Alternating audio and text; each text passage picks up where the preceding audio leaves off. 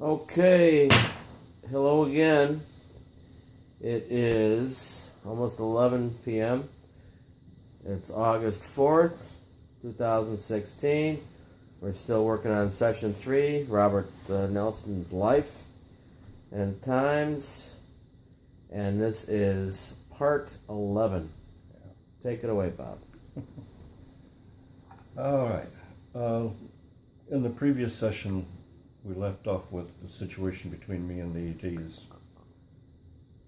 And I made the statement about as much as I'm against hate in any time of any form, that I definitely do hate them. I want to clarify, I hate what they're doing, not only to me obviously, but to other men, women, and children and animals in this world, and with impunity. I hate them even more for what they made it necessary for me to choose to become. I'll give you an example. In 1991, I went to visit a friend of mine who ran the Turtles music shop in the city where I lived. And he greeted me with, "Did anything strange happen last night?" And I said, "Strange in what way?" He said, "You know what I mean." Because I had told him about my situation with the ETs. And I said, "Yeah, I can tell you, but you're not going to like what you're going to hear." And he said, "What happened?" I said, "Well, they sent me back. I was paralyzed like usual. I went out of body and used telekinetic force to destabilize the energy field around their craft. Gravity got a hold of them, and they little by little began tumbling until they tumbled end over end back into the atmosphere and burned up on their way." Well, at that point he said, "I know, my girlfriend and I were attending a concert in Tampa, and we saw it burning up in the atmosphere on the way at the same time that I told him that it happened." Wow. And he said it wasn't a meteor, it was a different color than a meteorite, and how it burned and looked. Mm-hmm. And then he said, "I don't like what you're becoming." And I said, "You know what? I don't either. I hate what I'm becoming. And I hate that it's necessary for me to have to choose what to become. But I didn't make it necessary. I'm not the one who did the abducting." And I said, "What is my other choice is to do what? Bend over and pick up the soap?" Right. You know, let them have their way, not only with me, but everyone else, or stand up against them. And others don't have the ability to stand up against them like I do. Yeah. And he just said, "Well, I want to drop the topic." Typical. Yeah, right. I understand his feelings. In fact, I agreed with him, but at the same time, I was faced with a conundrum of what do I do? Do I just let everyone else down and let them do whatever they're going to anyway? Oh well. Or do I really bring a screeching halt to this thing? I used to hear people talk about, "I'm learning how to fight back," and I'm thinking, "Oh good, I want to hear this because it'll help me." I've learned that if I take a piece of adhesive tape and put it on my toe, it confuses them when they pick me up. Oh geez, Louise, come on, give me a break. You know, that's fighting back? I don't think so. At any rate, then there are people who believe that the ETs are here to help us even if they're hurting us. Oh yes, it's called the Stockholm Syndrome. Well, it's also conditioning. Of course it is. There's many websites and even a few books that teach that. There's a Zeta Talk website that came out in the early '90s. I don't know if it's still around. Right. But I remember, in fact. Yeah. I didn't agree with it, but I remember it. Yeah. And there have been psychoanalysts who have become believers in abduction as being real, and yet have turned around and said, "Oh, but they're really trying to help us, and it may not seem like it." Well, I guess if you can't do anything about it, you put a positive spin on it. Yeah, well, I think a lot of this is, the secret government is buying off some of these people. Look how they buy off scientists. Yeah. The same scientists, a lot of the same scientists that were paid by the tobacco industry, and for years said, there was nothing wrong, with tobacco. There was no link Smoke 'em to if you got 'em. cancer or anything. Remember all those commercials back in the 70s and 60s and 70s? Doctor approved. 4 out of 5 doctors smoke, Camels or whatever the fuck. All this bullshit. Well, some of those same doctors went over and now they're, they're working for the coal industry and, Yeah, clean some coal of the like same, that some can exist. scientists working for the, some of the same scientists are working for the The fracking industries. fracking industries. Yeah, that's what I'm trying to say. Yeah, It's, it comes down to the fact that we're dealing with industries who are not going to give up fossil fuels come love nor money nor anything else. They simply are not going to. Even if we come up with other alternative sources, they'll buy out those sources. They'd have to reinvest. There's plenty of money to be made, but Yeah.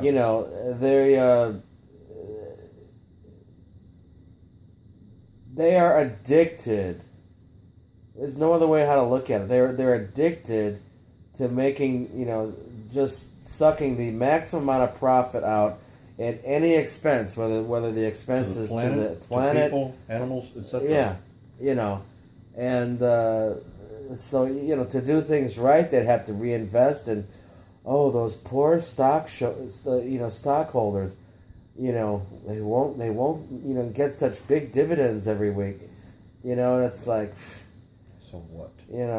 It's Wall Street the last 15 years has made it damn sure with the games they play that the average investor doesn't get their honest return they should be getting on their investment money.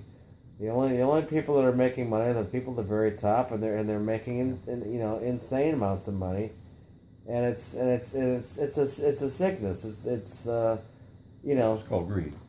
No, it's a sickness. Greed doesn't begin to explain the twisted sickness that causes you to destroy lives in the world, and most of these people have kids. Yeah. Like everybody else, and for them to be doing this, it's just wow. Well, it's the sickness of the... That's why it's a sickness, because they can't control it. See, that's what I'm saying. Well, it's the sickness for the need for power. It's not the money. It's power that they're after and that they have. Well, and this is not a new thing. It's a human failing that's been around since the model was made. Well, I still say it's an insidious sickness, because these same people, they've been in power. They're continuing to be in power. They already have, just about all the power, there is to have. Sure. And there's no end. There's no end to it, to what they want or what they are trying to achieve. Okay. So, anyway, I'm going to move us back onto the UFO topic. Yeah. I want to explain a little bit about the technology involved so that there's a better understanding of what we're dealing with here. And you have to view it with a very, not only open mind, but a broad spectrum. You can't just say, okay, well, there's a UFO craft here. Not everything is designed that way. There are a number of realms that UFOs can come from. A number of ways they can be produced. In some cases, a UFO is a mind ship. Yeah. Different styles. Taken on, well, that too, but that has taken on their group souls that have gotten together and taken on the form of a UFO, maybe in order to be able to merge into our dimensional space from another dimensional space. Some people say that demons may be taking on the forms of UFOs, and I really won't dismiss that, because in some cases that is what's happening. And of course, there's city crafts that are mind-blowingly large, big as Yep. 10 and 20 miles around and across, and many hundreds of feet tall. In all different shapes and sizes. And we don't pick them up on radar, and this is going to be what a lot of people say. Well, if that's the case, why don't our sensor systems pick them up?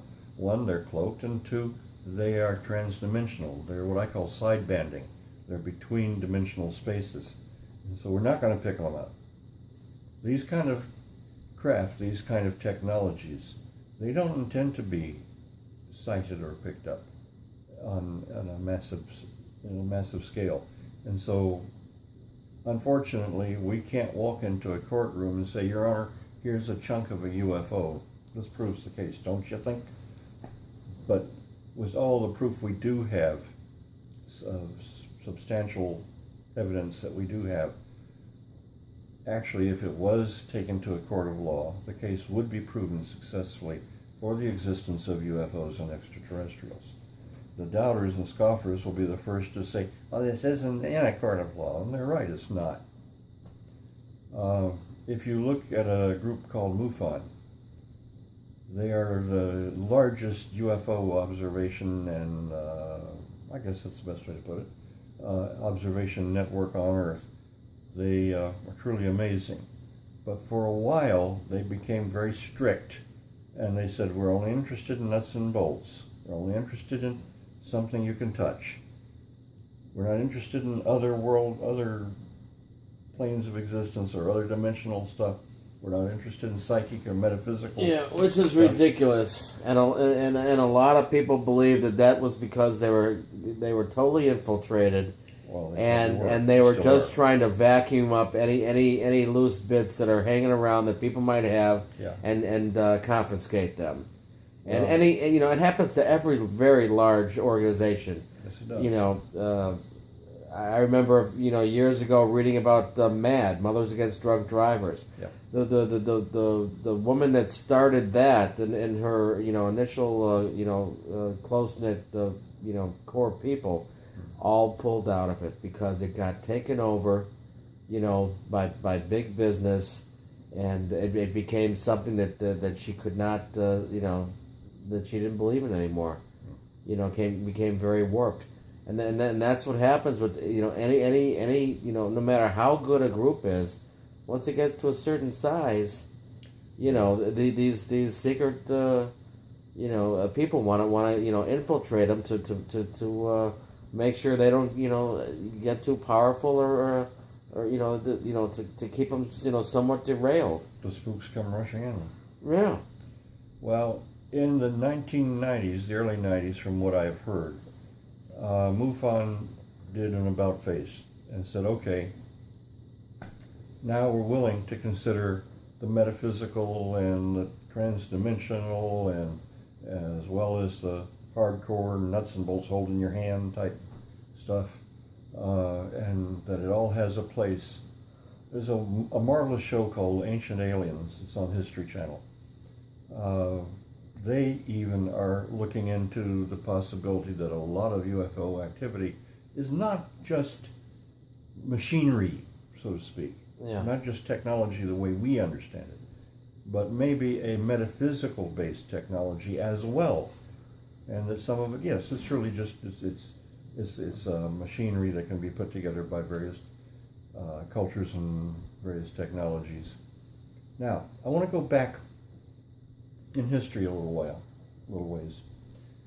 And evidently, in the early 1920s, a psychic medium by the name of Maria von Orsic, I believe that was her name, a member of a German metaphysics organization called the Vril Society, and there was another one called the Tool Society, came up with information from another worldly contact. And let me just say, I'm pretty sure that's spelled Thule. That's correct.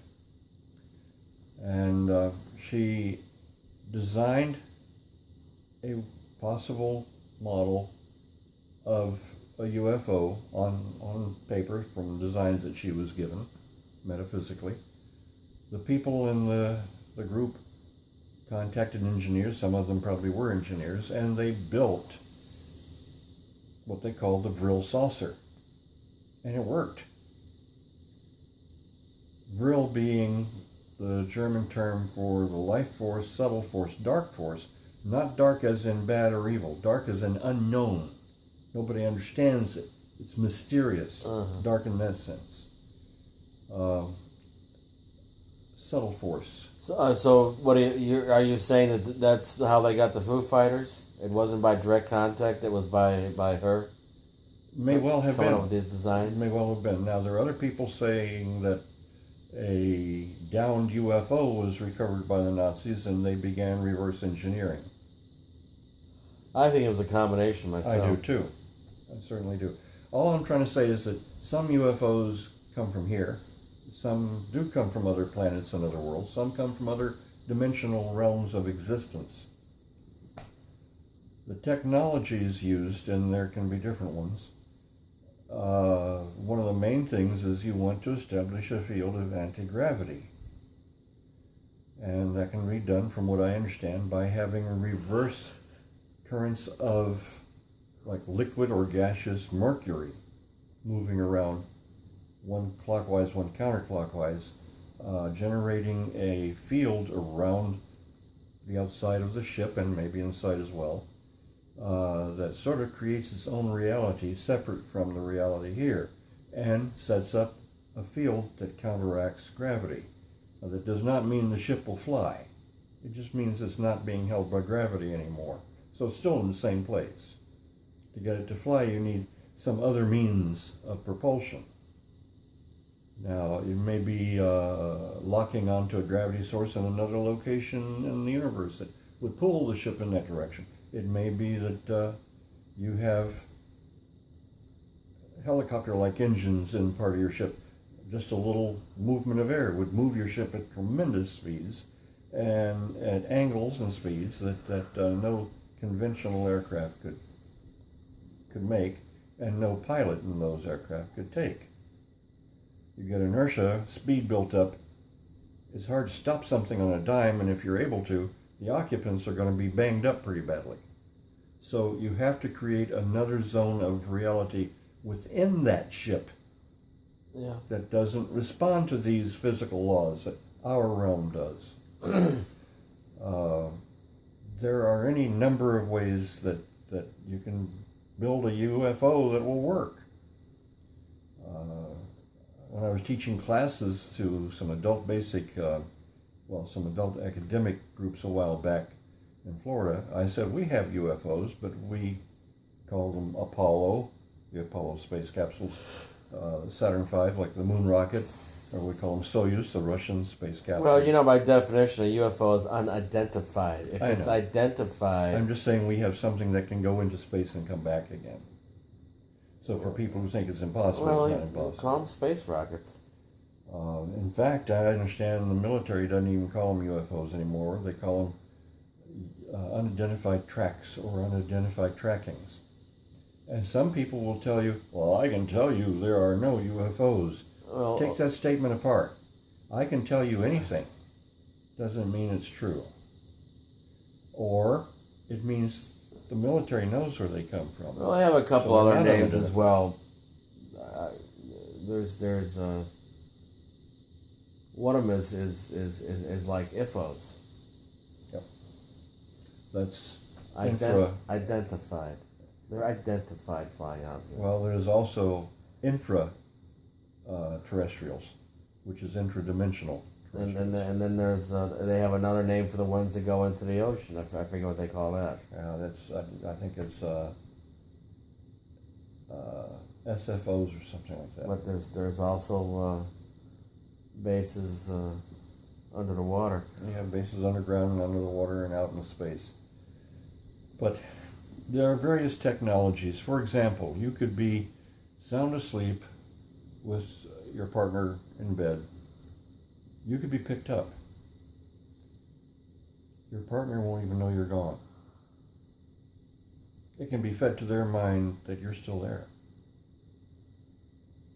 and then you can be sent back within a matter of split seconds of the time you were picked up originally. Yeah. And that's why you don't necessarily remember everything you went through. Your soul remembers, but your brain doesn't. But there are ways to teach yourself through patience and meditation to be able to link into those memories and get them to come to the forefront. Sometimes they come to the forefront in dreams. Sometimes they come to the forefront in rage. I've known a number of abductees, and they have problems with rage. Sure. Myself being one of them. Yes. You know, they're like rape victims. Yes.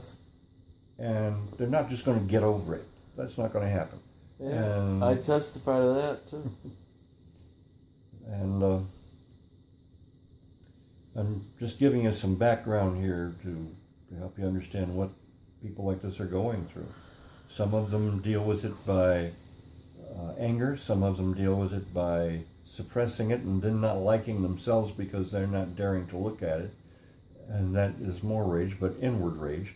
And then some of them deal with it through the misuse of chemicals, whether it's drugs or alcohol or whatever, to deaden their feelings about it. And I understand all of this. I mean, I look at these people's lives that are ruined by beings who don't give a shit what harm they're doing here. And they're getting away with it scot-free. And if you were able to capture one of them, you'd probably have a government official at your door arresting you. So yeah.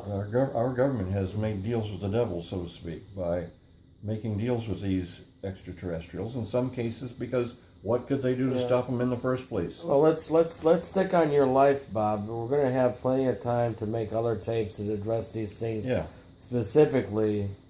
If we get too far afield of your life, we'll never finish these life tapes. So we've got 10 minutes left. Okay.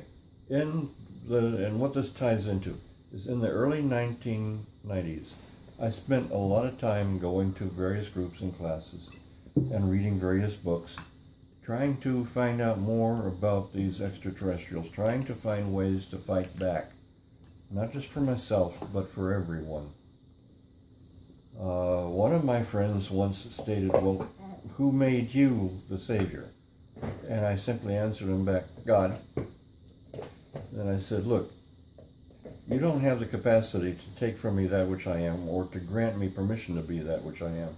I said, this was determined before the beginning of all things. And then he shut up and he actually agreed with me. I said, what I'm doing is I'm trying to stand up for you all, and for myself. Now, there were cases where mothers were calling me long distance from other states, talking to me 2.5 hours on the phone, their dime, so to speak, more than any dime. They were threatening to kill their children who were being abducted, so they would no longer be abducted, and then to kill themselves afterwards. They too were being abducted.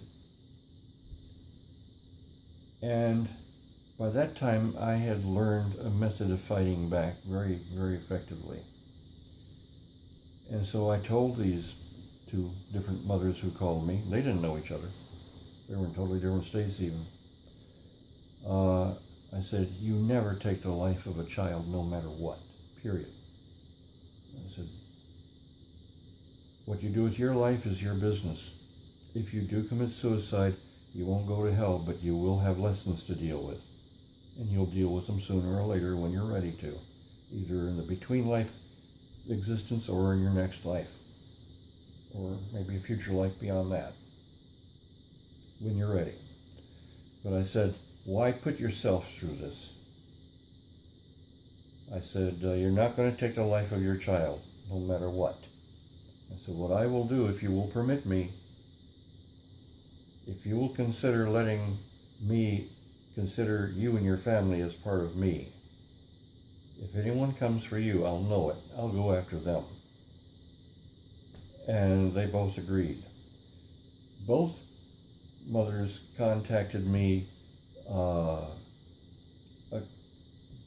couple months later stating, I don't know what you've done, but we're not being abducted any longer.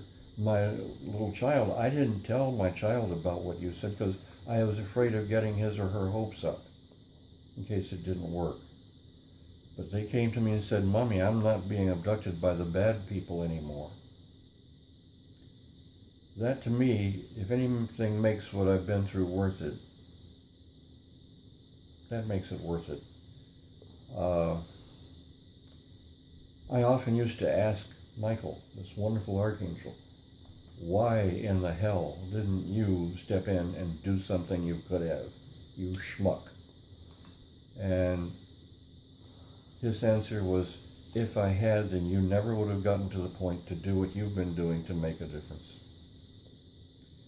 I'm not sure I'm happy about that answer. I understand the answer. I totally understand it. I'm not sure that I'm happy with it. But I am glad I was able to make a difference for people. I also helped to form a local abductee group in town. And I, in fact, wrote up a set of rules and regulations for a group like that that could make it workable. We had a psychotherapist, licensed psychotherapist with us at the time. She was visiting the hostess of these meetings, and for about a month. And she, at one point, said, you know, what you people have been through is not in your minds. It's happened to you, and you all exhibit all of the symptoms of rape victims. And she saw the regulations I came up for this group, and she said, I've got to have a copy of this. I'm going to form my own group when I get back to Kentucky, to my practice there.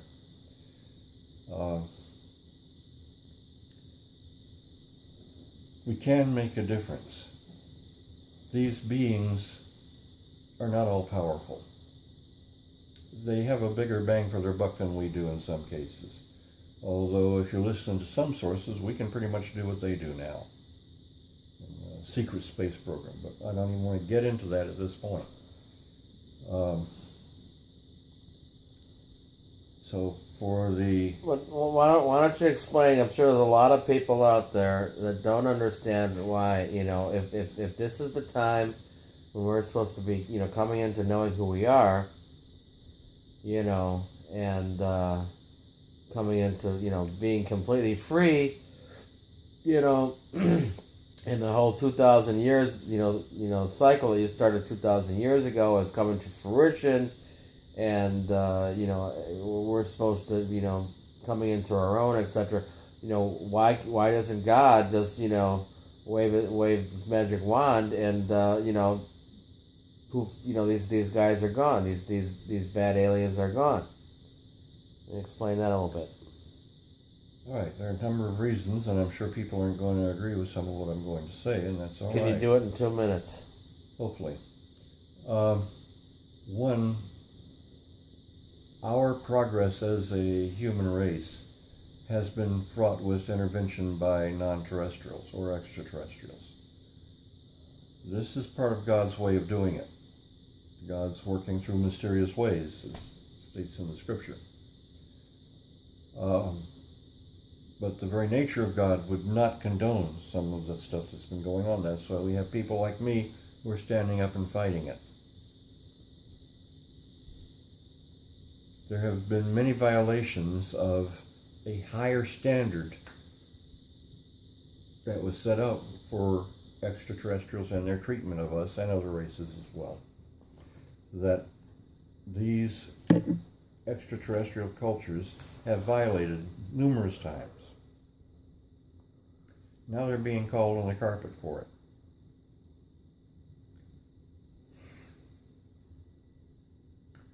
Actually, all right, another issue is God is not separate out there somewhere to wave a magic wand. We're God. And part of our coming to find out who we are is in finding ways to deal with this kind of hellish treatment that's been going on. Forgiving it, Forgiveness is great for someone who wants to be able to do better and not have karma holding them back. But for those who don't give a damn, forgiveness is wasted. The only one that forgiveness helps then is the victim. If they choose to give that gift of forgiveness, then they themselves are freed for better futures.